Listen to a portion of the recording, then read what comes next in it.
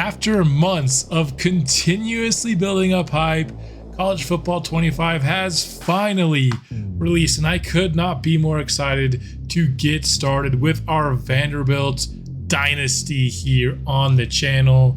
Now, I did a lot of the backstory with this Vanderbilt program and why I decided to choose them in my episode 0 team announcement video. So if you have not watched that, I would recommend it if you want maybe a further dive into why I chose this team. But long story short, I think this is one of the most difficult rebuilds in all of College Football 25. We're a very bad team in the best conference there is, and I am excited. We will be playing offline here just to avoid any potential issues with the servers here. And for the settings, we will be rocking Heisman. You know it.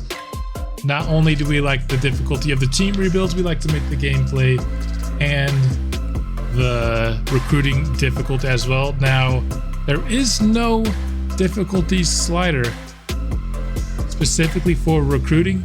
I don't know if this skill level ties also into recruiting as well as gameplay. Gonna be rocking 8 minutes for now. I might change that in the near future. I don't know what will be the settings that will lead to the most realistic results. That will be something that we figure out pretty soon here in the rebuild. Now, this is why we're going with Vanderbilt right here.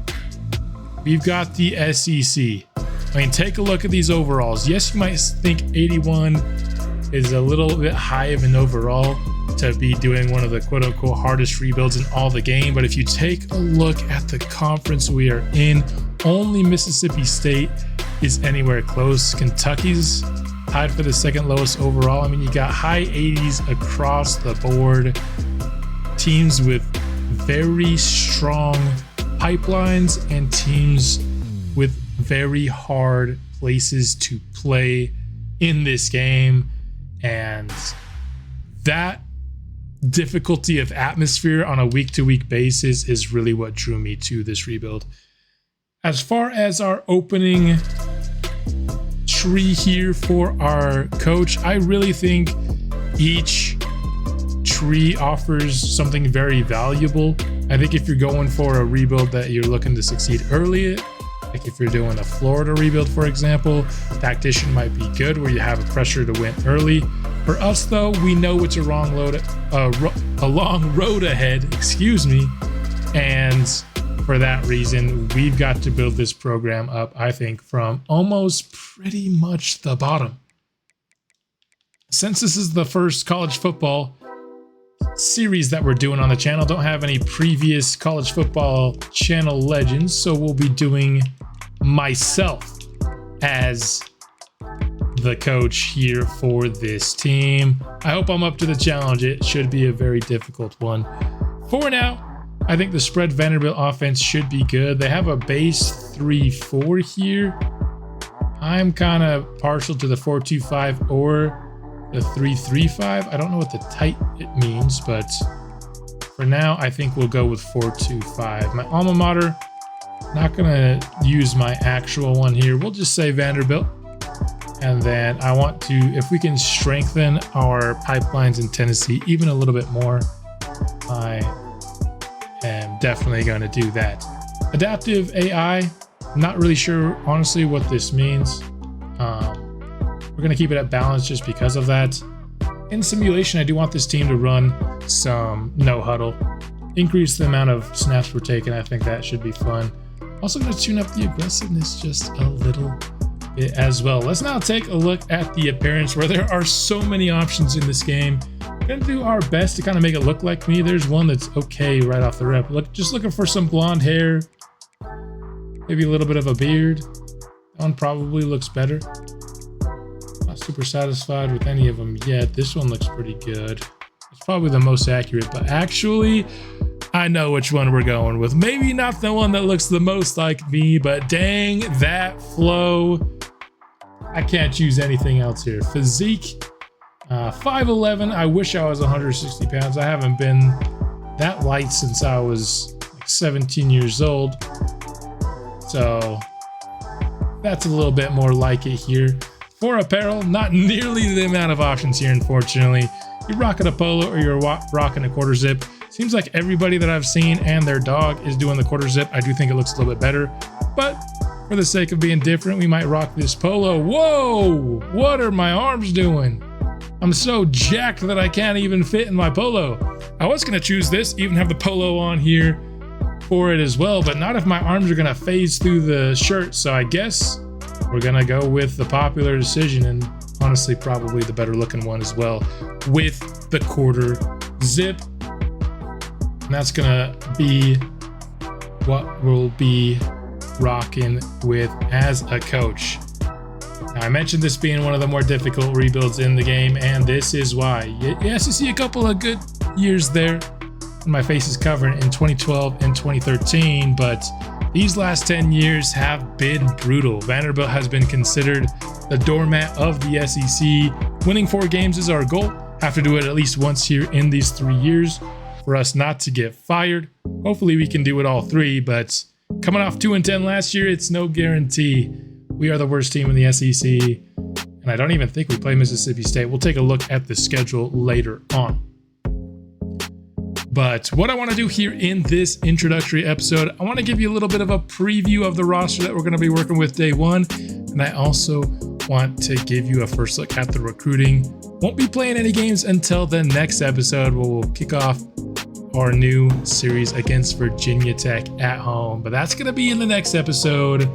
What I want to do today is, number 1, I want to spend my first coaching points. Now, I did run a little bit of a primer. I did 1 season of Dynasty where I just kind of looked at recruiting a little bit, looked at the different stuff. And so I know for a fact that Vanderbilt needs to recruit a lot of offensive linemen. So we're going to start with the offensive line. And if you know my channel and my football series in the past, I love prioritizing the offensive line. And so this is a very clear choice for me to get our coaching tree started. Now, what we're going to do now before we hop into the recruiting is we're going to take a quick look at the roster. Now, one of the biggest surprises for me was that Diego Pavia was not in the game. I don't know if he's one of the few that opted out or what happened here, but there is no Diego Pavia, somebody that I was counting on being the starting quarterback for this series. But Nate Johnson is no small consolation prize. He has the highest speed of any quarterback in the game. And so maybe not the quarterback I was expecting to use, but certainly one I'm not mad. 95 speed and acceleration at the quarterback spot is absolute madness for somebody to start with at quarterback. 88 throw power is fine. His accuracies are really what kind of bring his overall down. And short's still not bad at 86. Mediums starts to get a little dicey, but deep, just not going to be somebody that we can reliably throw the deep ball with. Has that impact dev trait, is a junior, so we should expect to have him both this year and next. And that's the kind of difference-making speed that might even win us an upset or 2 here in year 1, which would be really awesome to do, especially if we can do it with a recruit. In terms of the young guys, we got Blaze Berlowitz here and Jeremy St. Hilaire as a freshman, 69 overall. Not bad. Neither of these guys are really speed threats. And not to say that I need to go with speed, but it's going to be hard to go from a guy like Nate Johnson down to these guys. Maybe we can pick up another speedster here in the first couple of years via recruiting. Got a pretty young room here at the running back spot, headlined by sophomore Cedric Alexander here, rocking the number 28 impact dev trait. Got that jersey rolled up. Love that they added that in the game, despite the fact that they can't do it in real life anymore. It's got those low 80 juke and spin moves, pretty solid. Speed at 89 is good enough. Maybe not exactly where you want it to be, but 93 acceleration. I think this guy is going to get a lot of volume here. And backing him up is another guy that I'm confident in. Macklin. I'm sorry, I'm going to be butchering so many names until we're, a decent way here into the series. But Young here, another sophomore. I think he adds just a little bit more speed, which is why I'm going to mix him in here. When it feels like we need that extra boost of speed, we can certainly give him the ball. Not as good with the jukes and the spins and stuff of that nature, but I think between these two top backs, we've got a really good duo here. Probably means AJ Newberry gonna find himself redshirting here this year. Do have a fullback on the roster, so maybe we need to keep that going here. Didn't know the spread would use a fullback, but hey, I'm not mad at it at all. One of the best players we have on our entire team is Junior Sherrill here, sophomore at 80 overall here, has that gold layout ability, impact development trait. He really cares about playing time. Well, I don't think that's going to be any bit of a problem unless he gets injured, which injuries will be on here for the series. I like the little bit of randomness that adds, but solid speed in the 90s. He's a really solid route runner. All of those are in the 80s and have room to grow as well, as you see here on his player sheet. But really fun player for us to rebuild around in the receiver room for the next few years. The other guy I want to highlight here is Micah Bell, sophomore with 97 speed and the gold takeoff ability. Now, just to the right of my face cam, you'll see that his deal breaker is brand exposure. You're going to see this with him and a couple other players. That is very dangerous. I know from my previous season doing Dynasty, this team does not do a good job of keeping their brand exposure up. And I don't know if there's really anything you can do about it unless you pull off some massive upsets in the SEC here in year one. And this guy transferred out in the one season I did. And you don't want to see that. So one of my goals, I don't know if it's even possible, but I'm going to try my hardest to keep brand exposure high for this rebuild, because you do not want to lose 97 speed and 95 acceleration from a sophomore receiver. I just can't do it. Also has that star development trait. This would be heartbreaking player to lose. I don't know if there's much that we can do to avoid it though. I don't know why the team starts at a B- if we're instantly going to drop, but it happens after week one. Win or lose, we drop into like the C range. And then depending on how the rest of the season goes, it drops even further. So really unfortunate there. One of the more exciting offensive players we have is 88 speed Eli Stowers here.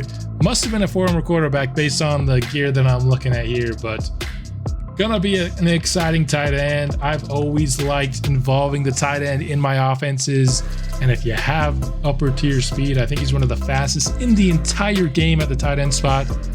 We're going to use him. Also, another junior, we get him for a couple of years. Another guy to shout out here is a freshman here, Bryson Coleman, with the flow similar to our head coach here. Impact development trait, freshman, and really solid speed. Now, his quickness is already all the way maxed out, so it's not going to get any faster, which is a little unfortunate, but 85 speed is certainly good enough, and he already figures to be kind of the natural successor here to Stowers. So maybe tight end is a spot that we don't need to prioritize heavily in the beginning of the recruiting. Offensive line, honestly, a lot of these guys are old. I feel like offensive line, you saw why I put those 5 points in the offensive line. There's not a ton of really exciting people here. We have a 66 overall freshman. This 75 overall sophomore, those probably our best young offensive lineman. Unfortunately, has the normal development trait. And besides brand exposure, playing style is the other one that I find to be the most finicky. So just my first kind of piece of advice, if you can avoid recruiting guys with deal breakers in brand exposure and playing style, at least while you're still kind of on the up and up and you haven't established yourself yet, I think you're going to help avoid some transfers here. All I'm going to say is I had a lot of people trying to transfer out after year one in the test run that I did. Do have a sophomore here that's 77 overall. He's also one of our best guys for sure. Not fast at all. And we also have a sophomore at 70. So we're not terrible along the offensive line, but we're for the most part, pretty old. Don't really have any exciting freshmen. We have some good sophomores, but most of our starters and even most of our backups are seniors and juniors. Another position where we're actually pretty old is the edge spot here. Only have one player at either end that is younger than a junior, which is pretty crazy. Now, my favorite of these edge guys is BJ Diakite. I'm gonna guess that's how you pronounce it here. He's just our most athletic guy and a junior, so I want to get him some really solid playing time. That 87 finesse moves, I think, should come in very handy. Has the abilities, like I said. The fact that we get him for a couple of years. Want to get this guy involved at the edge spot, despite the fact that he's maybe not our best guy. I mean, Capers is here really similar, but I think he's much more athletic than most of our left-hand guys, so maybe he plays over there. Either way, I think we're solid but not great at the edge spot now. Defensive tackle is somebody where we have a very exciting sophomore here, Demarion Thomas, 69 overall, which is of course nice, but that 96 strength you see, that gets me excited. Impact development trait for him, does not have a deal breaker, already has that gold grip breaker trait, and doesn't have any mentals, unfortunately, but 96 strength, I think, is going to be really helpful, especially in that run game. Probably not playing this year. I like Lee. I like Otara here, kind of as our duo here. Also, I think, maybe not the speed, but we got some other maybe pass rushers here. Definitely want to get Otara out there because he's the only other player with 90 plus strength. But there you have it for the interior guys. One of the better players on our day one roster is Langston Patterson, the junior middle linebacker here.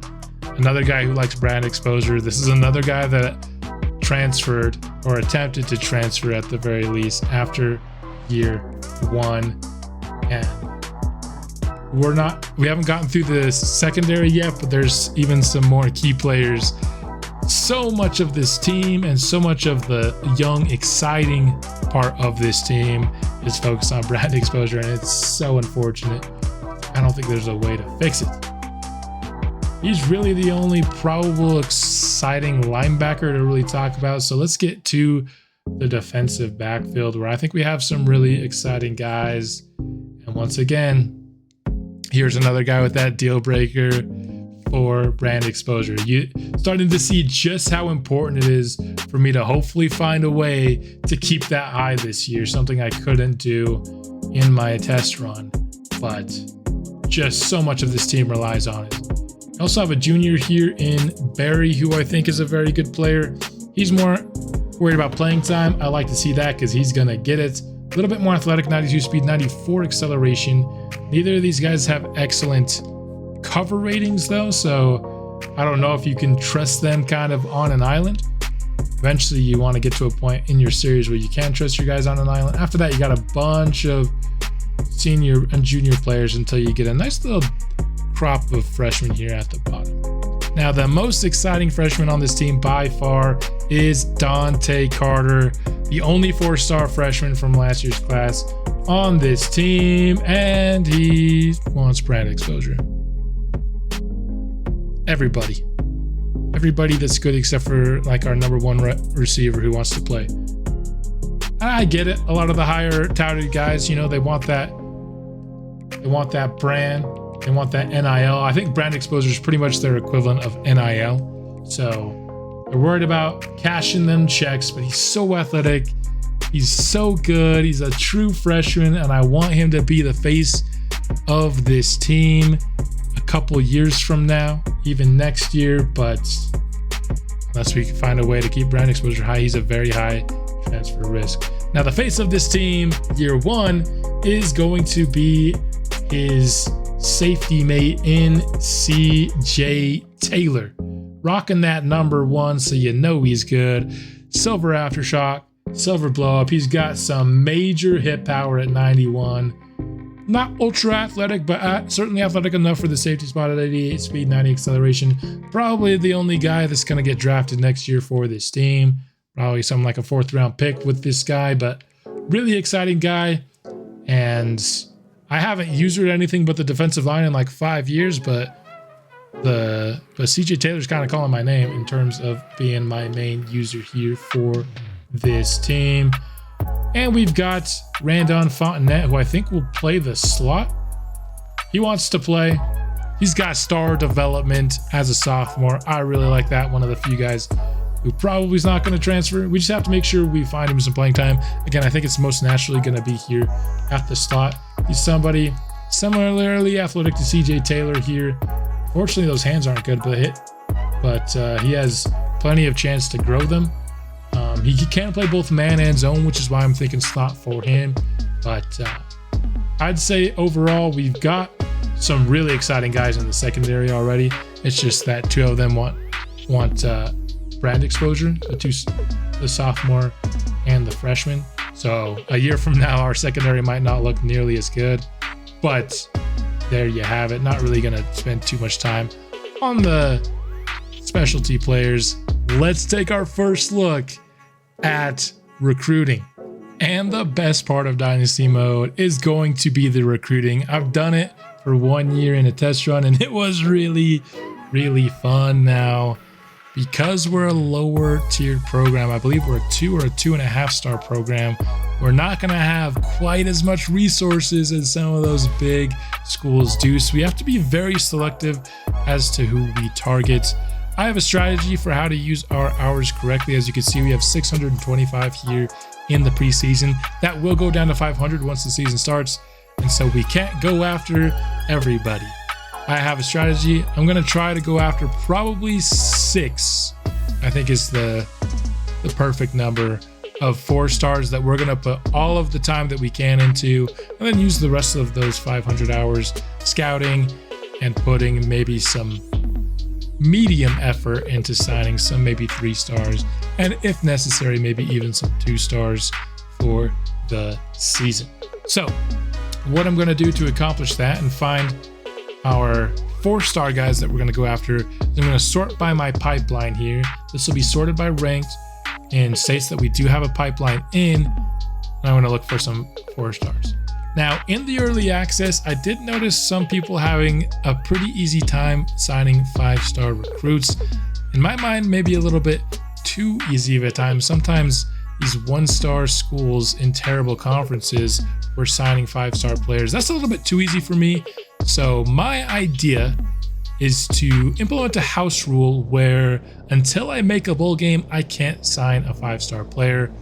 I'm not set on that house rule, so you can let me know what you think of it, whether or not it's a good idea. It might be more fun to start signing 5 stars in year 1. I just don't think a school like Vanderbilt, who hasn't ever signed a 5-star, should instantly start getting 5 stars in year 1. Now, make no mistake, it would be no guarantee we get a 5-star, but I think there would be a pretty decent chance just kind of based on what I've seen. So the highest prospect that we can go after here from a pipeline state would be Gage Paxton. Now, I would very much like to go after this guy, but one thing I am going to try to avoid, if I can pick up on it, is people with brand exposure as the deal breaker, because pretty much after we play the first game, it's going to go below their deal breaker. Even if we blow Virginia Tech out, it's going to go down into the C's. I don't know why it's starting at B-. If it just instantly goes into the C's and there's nothing I can do about it, but it is what it is. So yeah, these top 2 players, as much as I'd like to pursue them, they both have brand exposure as a deal breaker. So it's just going to be kind of a waste of time. But a guy like Jim Hayes here, he has proximity to home. That's going to be something that we'll always have. So we'll go through him. This guy's another brand exposure guy. I'm basically going to go through some players, find guys that I want to add to my board, and once I get a decent list, I'll update you. All right, I have found 10 players that I think are worth scouting here in the preseason, and won't use all 625 hours, so I'll have to go out and find some more, but I wanted to just take a break and scout some of the players that I've identified. Now, mostly what I did was just use pipelines, recommended filters to find the players that I liked, as long as they had either no deal breakers or deal breakers that I was confident that I could keep. Jim Hayes here, 91 speed, but the first player that we will scout in college football 25 will be a 4-star gem. He's a really good route runner, solid speed, not much of a deep route runner, going to be more of an intermediate and short route guy, but has a lot of really good schools on his list. So I don't know if we'll be able to swing that now. Because we had offensive line boosts, I want to scout an offensive lineman here. He was the best of the offensive linemen, and the only one that our scouts recommended that we look at that was a 4-star offensive lineman, but he is terrible. I was excited to scout him. I wanted a 4-star tackle, but it's looking like it's a terrible fit. I don't want no bust. Let's go back to the top of the list. My goodness. It'll only take 3 periods to scout Baldridge here, and he is a gem. So we've scouted 2 gems and a bust. Nobody's been what they've been projected to be so far for us. But 86 speed, 82 strength, definitely more of an edge rusher than a off-ball linebacker, that's for sure, but a really good edge rushing prospect at that from the looks of it. Let's keep it going. Can we find another gem here? We get 89 speed from Dorian Hendricks and another gem. This is actually wild. Now our pipelines are pretty good states, so we certainly had no shortage of options, but this is better than I ever could have imagined. What about Sean Sun? Now this is the first guy that's just straight up, he is what he is. Still has good strength, and I think he's worth keeping on the board for now. Dave Ocho here will be another receiver we take a look at. Still can't see his speed, and it'll take all 100. It'll take all 5 sessions here to get his speed revealed, which is 91. He honestly just kind of looks like a worse Jim Hayes, if you ask me. So he's going to be one of the candidates to kind of be cut from this list that we've made. One more wide receiver that I found here. He's a 6'4" deep threat, which made me interested in him. And he's going to have 95 speed, 88 spec catch, 78 deep route. Not technically a gem, but I think we might have found somebody who actually is a gem here. I'm going to offer him a scholarship. I've been forgetting to do that. Definitely going to do that with our gems. Going to wait on this other receiver. I'm not quite sure we'll give him a contract quite yet because I kind of like the 2 players. Actually, because we already have 2 receivers we like better, we're just not going to pursue Ocho at this point. Let's go here to Roger McCreary here. Looks like he's going to be a pretty good finesse move guy, and not a gem, but 88 strength, 85 finesse move, 83 tackle. Yeah, that's a guy that I'm interested in continuing to pursue. Greg Rowland, another off-ball linebacker. I'm going to guess by that weight and the fact that it says power rusher, he's more of a pass rusher here. 82 speed, 80 power moves. Not a gem again, but once again, somebody that looks really good. And then at 8, we have the first quarterback we're ever going to scout here. He is a scrambler and a 4-star, so I'm hoping we can get some solid speed here. And that speed does go all the way up to the top on that bar there. So does the throw power. Now the speed's starting to get nerfed. Probably going to be more in the 80s at this point. Scout him once more. Yeah, definitely going to be an 80s speed thrower, but probably 90 throw power. 84 speed is certainly not bad. That's usable for sure. Not going to be quite as electric as the guy we have now. But I'm going to offer him a scholarship. Maybe we can find an athlete. I know that's kind of been the meta for some people with I had early access, is to find those athletes that can have mid-90s speed and throw power at times. That would be a dream if we can find it. But for the time being, I think keeping Diego Sosa on the board is a good move. Got 205 more hours to spend. I'm going to try to see if we can't find any more hidden gem 4-star prospects. All right, we've added some more players to the board. Specifically wanted to target some positions that we didn't already have.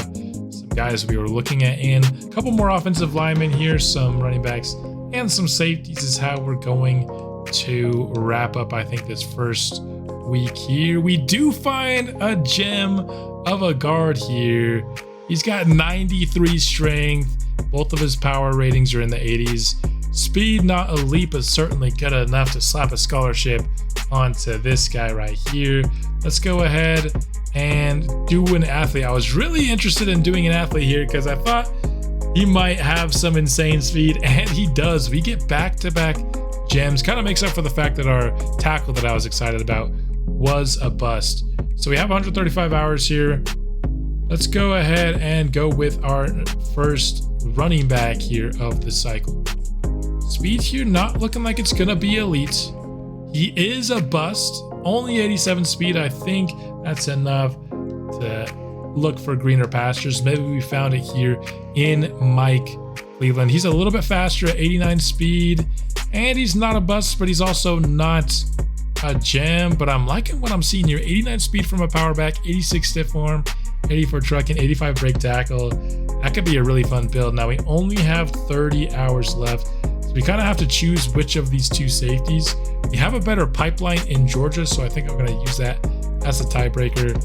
Try to get this safety scouted here. And we find he has 88 speed, 73 zone coverage, 77 play rec. Certainly enough to keep him on my board. Unfortunately, I do not have enough to offer him a scholarship or Pat Ben. So I was kind of hoping we could get our board down a little bit more than this. I think we're going to have to trim some guys off just because we don't know anything about Pat Ben. We'll take him off for now. Also, I think Wilkins looks good, but maybe not good enough to keep. Probably should get rid of one more guy. I think we're going to go with Roland here just because there is an edge rusher that we like more than him on the board. And his stats look good, but nothing that I'm blown away with. I do think the other option here in Baldridge is much better. So that gets us down to 10, which means next week we can put 50 points into all of these guys, see who we have a chance with, and then kind of going forward, we can do more of the strategy I talked about with really trying to focus in on 6 or 7, maybe 5 of these guys and really trying to get them to commit to Vanderbilt. But with that being said, I think we are ready to go forward a week. And because our first week is actually a bye, I will be doing that here to finish off this episode. Let's see if we really have a chance with much of these guys here that we've decided to target in our top 10. We are going to, just like I said, pretty simply here, going to send the house at all of them. That will use all of our 500 points pretty perfectly here. And that will, unfortunately, we still won't be able to offer the scholarship to that safety. We'll have to wait till next week. Do that once we start taking some of these guys off the board. But doing this, sending the house 1 week, I think that's kind of the minimum you need to know whether or not you're going to have a chance with these prospects. Because you can look this week and it might not look good. This isn't a good example. He really likes us. But for example, Eli Flynn doesn't like us now, but really you have to wait until 1 week of really sending the full house before you know whether that will continue to be the case. I mean, Eli Flynn does not have an offer. I think we have a chance to jump really high on a player like him next week with a scholarship, with sending the house. I think that combination could have us soaring up those rankings. But there you have it. Sending all 50 points at those 10 players. A little bit of an update here. So Jim Haynes, we're only 3rd, but if you take a look, it's really hard to see. One of the things I don't love about being a black colored school, like with black as our main color scheme, is that it's very hard to differentiate the progress that we made. Kansas is going pretty hard after Jim Haynes, but Clemson above us, they did not make a ton of progress. We made a ton of progress. I want to keep that. Also only 3rd here for Baldridge, but Florida State and LSU don't look like they're putting too much effort into Baldridge. I think we might be able to win this one. Dorian Hendricks, unfortunately, is one that I think we're just going to have to say we're not getting this guy already. Auburn is making a big play. They have a tier 5 pipeline compared to our tier 1 pipeline. We're just not going to compete with Auburn. He really wants to be there. Sean Sun is another one who, I mean, that guy's going to Texas, so let's not waste any more time on him. And this is where you know. Starting here in kind of the 2nd week, that's when you know when to just kind of put in the towel. Like I said with Eli Flynn, we weren't even in his top 8 at all. Shot all the way up to 1. Diego Sosa is being heavily recruited by Texas. I kind of wanted to maybe find a quarterback with a little bit more speed anyway, so I can't say I'm super sad about that one. Hendricks did get offers from a couple of schools here, but we made way more progress on him than either of those schools. Cleveland here, Ohio State's getting him. So it looks like we're going to have to find another running back. And just like that, we're down to 6, which is what I wanted to be at. We have 200 hours that we can spend maybe focusing, trying to find some 3-star gems and stuff like that. So just kind of play itself out perfectly. We're spending 300 hours really trying to get some really good players in 200 hours, maybe more trying to fill our needs, find some gems, stuff of that nature. I'm going to take some time off camera, figure out what to do with these 200 hours, and I'll give you an update to kick off next episode. But that's all I've got for this introductory episode. I am so excited to start playing with this team. In the next episode, will be coming out the day after this one releases. I'm so excited. I'll see you then. Anchor down.